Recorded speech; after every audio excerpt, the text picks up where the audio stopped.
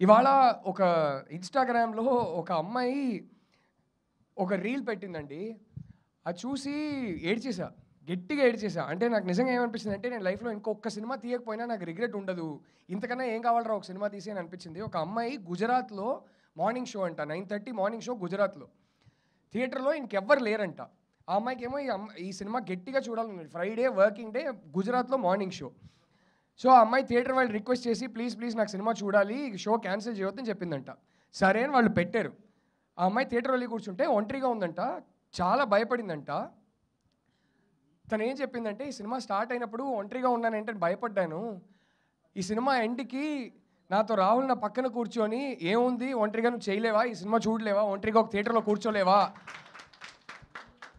దానికోసం ఈ సినిమా తీసినట్టు అనిపించింది. ఇంకా లైఫ్‌లో ఒంటరిగా ఏది చేయడానికి నేను భయపడను" అని చెప్పింది. నిజంగా ఏడ్చేసానండి అది చూసి. ఆ అమ్మాయి చెప్పిన విధానం గాని, the glow in her face అయి చెప్తుంటే, ఇంకా ఇంకొక సినిమా తీయకపోయినా నాకు పర్లేదండి. ఏ రిగ్రెట్ ఉండదు. ఆ ఒక్క రివ్యూ చాలు నాకండి.